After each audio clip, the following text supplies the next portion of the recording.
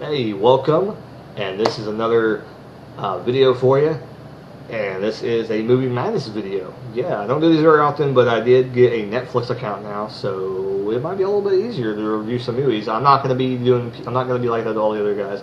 Hold up a DVD for you, have you see the cover, because I don't have the DVD. I'm watching them online. I did get some movies in the mail. I did get my movies in the mail I talked about.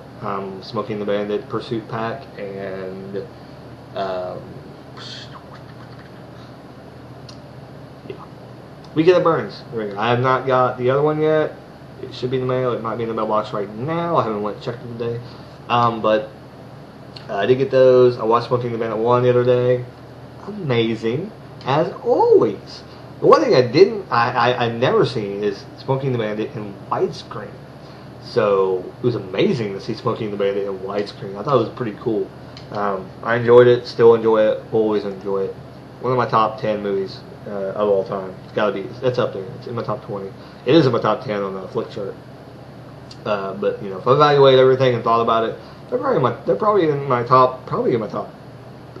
I mean, to be quite honest. And then I watched the movie. It took me two nights to do it. I watched part of it. 8213 Gacy House. That's what the movie is called. Oh my god. Don't watch it, people. It is horrible. Oh my god, it's horrible. I watched it because I wanted to see the end. I'm like, okay, this is shit. But I want to see the end and see if it's any good. And see if that's what they're building up to. Because it started like kind of get a little better. Because some girl kind of got thrown against a wall and her boobie got scraped. Yeah, seriously, her boobie got scraped. And some dude actually grabbed her boob and was holding it up so they could get a picture of the scrape. It's kind of funny. Wasn't supposed to be funny either.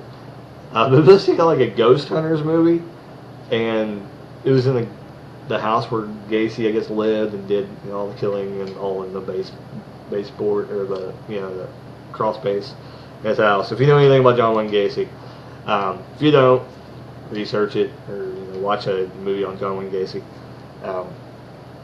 I've seen some. But 8213 Gacy House. Oh my god, it was horrible. It's like Ghost Hunters meets Paranormal Activity. It's pretty bad.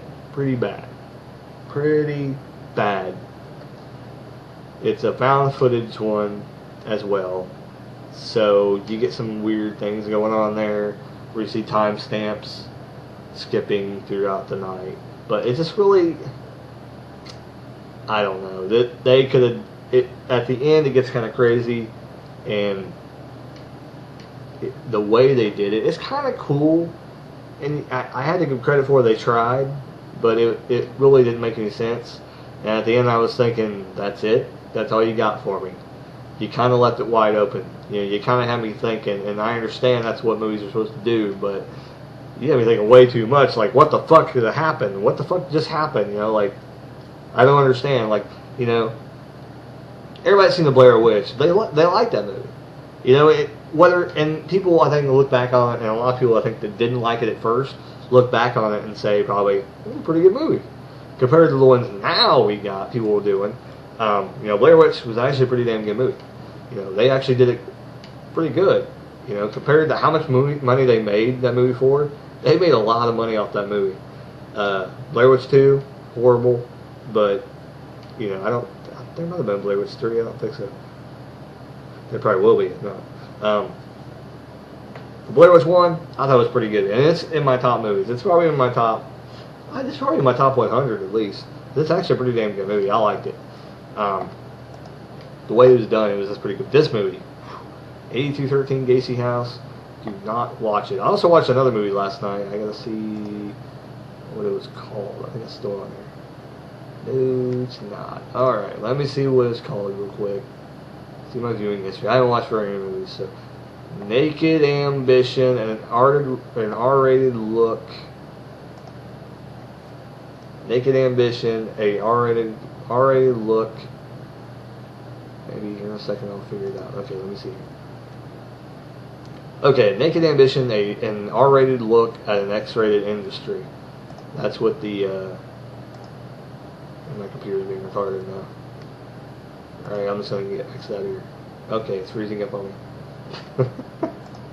Anyway, my computer's being retarded today. I'm using Windows Live Movie Maker today because YouTube's being stupid too. I think it's my computer though.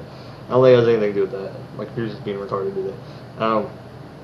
But naked, whatever. I just said that title. I just said, rewind it, figure out what the title is. I just read it off the screen. Now it's gone. Watch that movie. It's pretty good. Michael Shikato, something. He's a big photographer. He big photographer for celebrities and things like that. And he got invited to the AVNs, which is the Adult Video Network, or Video News. Adult Video News. He does the magazine, I think, and or they do the magazine. There you go. And they have an awards thing every time in Vegas every year. And he got invited to it, I guess, the year before this. He did this one. I think this was in 2000. Don't know when it was done.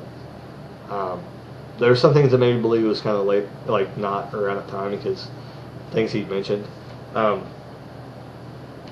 I don't know when it was done. But it's a pretty good documentary. I like it. It's pretty enjoyable if you like hot chicks.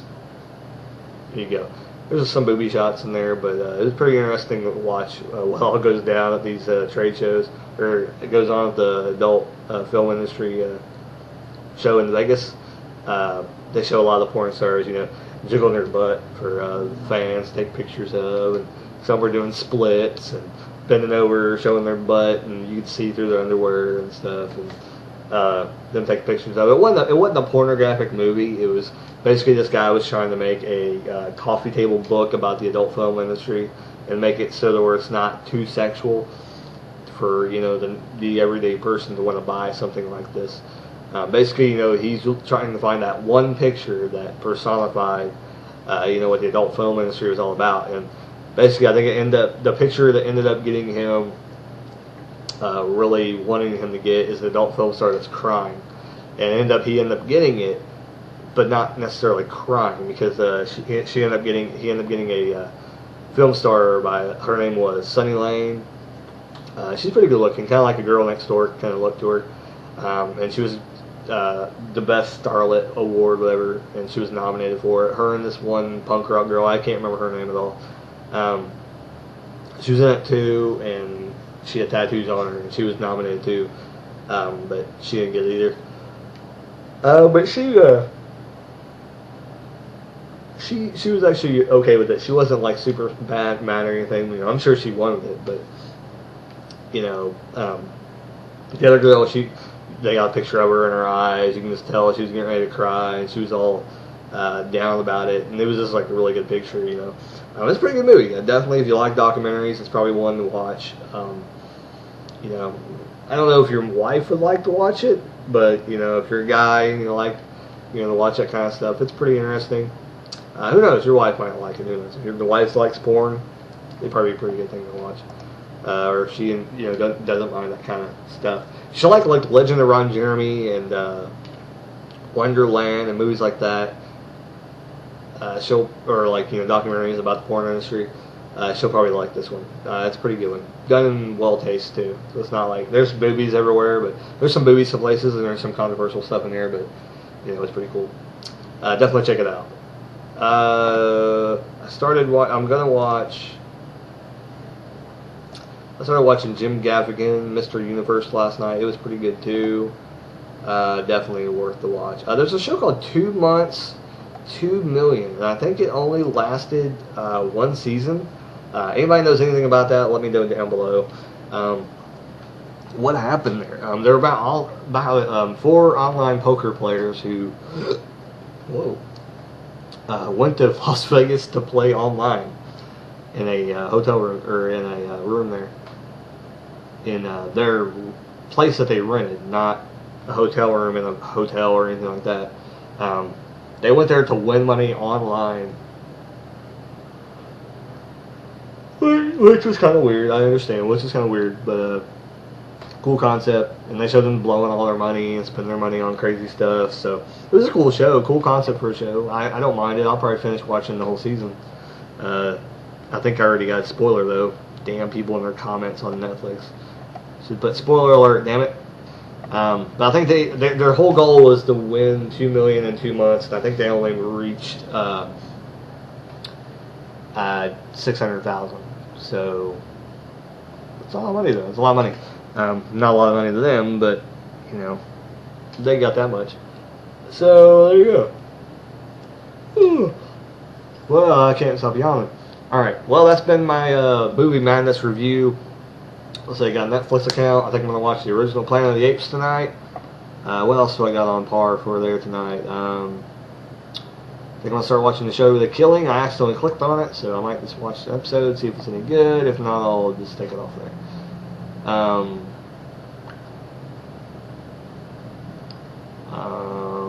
Yeah, I got a lot of stand-up comedy set up for it. A lot of wrestling on Netflix, so definitely be into that. So, anybody has any movies they want me to really watch? I was trying to watch the new Planet of the Apes. I don't think they have it on Netflix. So, anybody knows if it's on there or not, or how to find it on Netflix, let me know. Other than that, later, people. See ya. Wouldn't want to be ya.